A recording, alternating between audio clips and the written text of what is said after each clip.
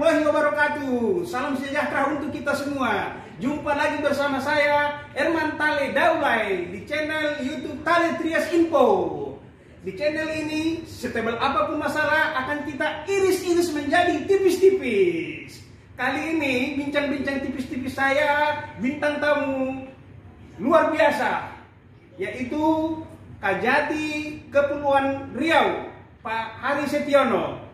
Beliau bagi wartawan tentu sudah tidak asing lagi, sebab beliau sebelum duduk di kursi Kejati Kepri ini, beliau adalah Kapus Penkum Kejaksaan Agung, tentu sudah akrab dengan kalangan jurnalis. Tema kami kali ini adalah tentang desa. Beliau baru saja menggelar kesepakatan ataupun MOU dengan gubernur tentang pendampingan ataupun pengawasan terpadu terhadap dana desa. Saya kutip dulu pantun beliau sebelum wawancara tipis-tipis. Saya baca dulu nih.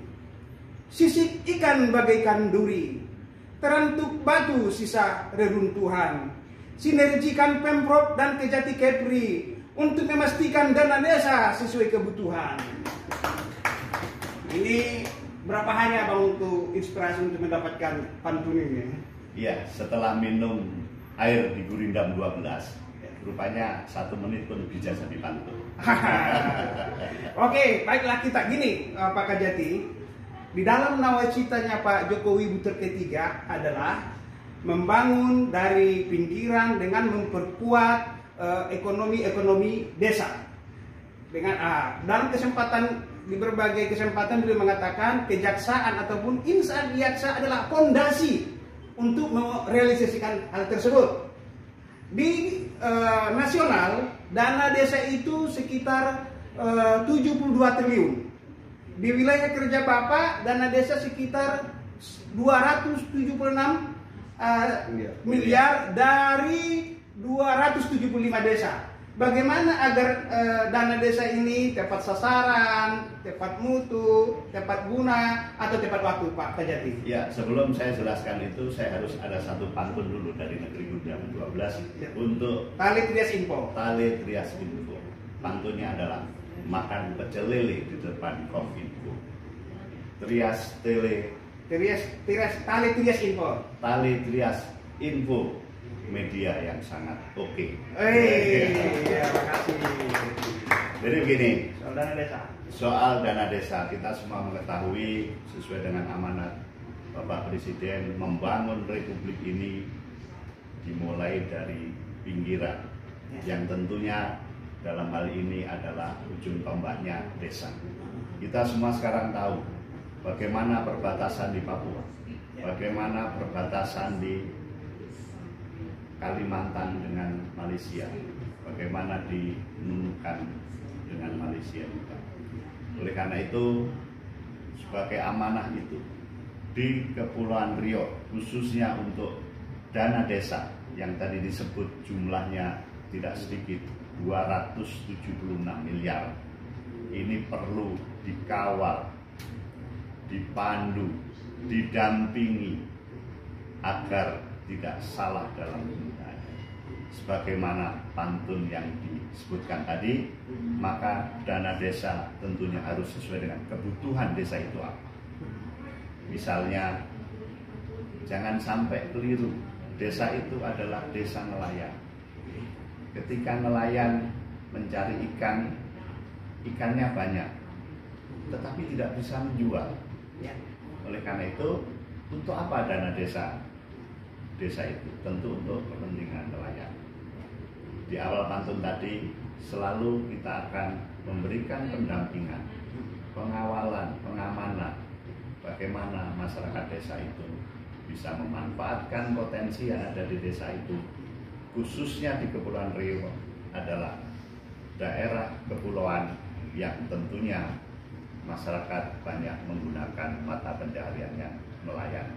Tetapi di sisi lain, Kepri merupakan pintu gerbang terdepan dengan negara tetangga. Ini perlu juga. Apa yang kita bisa jual tentu adalah wisata. Oleh karena itu, di samping masyarakat nelayan, potensi wisata harus juga digarap. Saya kira itu. Oke, dalam pengamatan Pak Kajati di lapangan tentu mengiris-iris apa di titik-titik mana kelemahan ataupun potensi-potensi para aparat desa itu sehingga ke depan bisa dicegah. Dalam iris-irisan abang gimana? Itulah, kita harus iris-iris. Ya. Kita harus melihat kelemahan adalah suatu kekuatan. Jangan menganggap kelemahan itu selalu kelemahan. Kelemahan adalah suatu kekuatan apabila kelemahan itu bisa kita atasi. Yang pertama, kita harus melihat personil dari seorang kepala desa itu sendiri.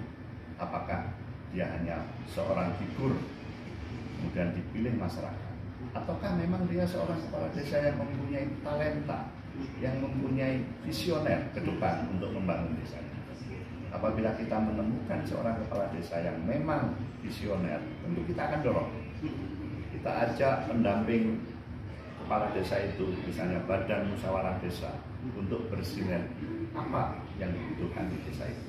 Tetapi bagi kawan-kawan, saudara-saudara kita, seorang kepala desa yang karena hanya seorang figur, maka ini yang perlu diberikan pendampingan, diberikan arahan, bahwa membangun desa itu tidak simsalabim, tetapi harus melalui langkah demi langkah kebutuhan primer mana yang harus dipenuhi. Kita akan iris-iris, tetapi kalau melanggar, ya kita iris juga, kira-kira seperti itu. Terakhir nih kita iris soal pengawasan terpadu. Selama ini kan pendampingan kepada aparat desa itu jalan sendiri-sendiri, Bapak. Inspektorat jalan sendiri, kejaksaan mungkin juga jalan sendiri, teman-teman kita juga di kepolisian juga boleh jadi juga belum bersinergi, mungkin terpadu seperti apa, Pak? Ya, jadi kami membuat sistem nantinya secara terpadu. Kebetulan Pak Asintel kami ini visioner. Ini kita ini sudah mengeroyok tentang dana desa, ada kawan-kawan KPK, ada kawan-kawan polisi, kami jaksa, ada inspektorat. Kalau masih saja ditemukan pelanggaran, itu namanya sudah terlalu. Tidak seperti itu. Oleh karena itu, sinergitas antara aparat pengawasan, ada inspektorat di sana, baik itu provinsi maupun kabupaten, ini harus bersinergi. Jangan melangkah sendiri-sendiri. Ada temuan, laporkan. Ada temuan, laporkan. Ingatkan. 1 kali, 2 kali, jangan sampai 3 kali. Kira-kira begitu. Jadi teman-teman, tadi saya juga berbincang-bincang dengan Pak Kajati sebelum ini direkam. Intinya begini, kalau desa ini sudah makmur, berarti kecamatan akan makmur. Kecamatan makmur, kabupaten akan makmur. Kalau kabupaten seluruh Indonesia makmur, maka Indonesia makmur. Demikianlah bincang-bincang tipis-tipis saya dengan Kajati Kepri, Bapak Hari Setiono. Assalamualaikum warahmatullahi wabarakatuh.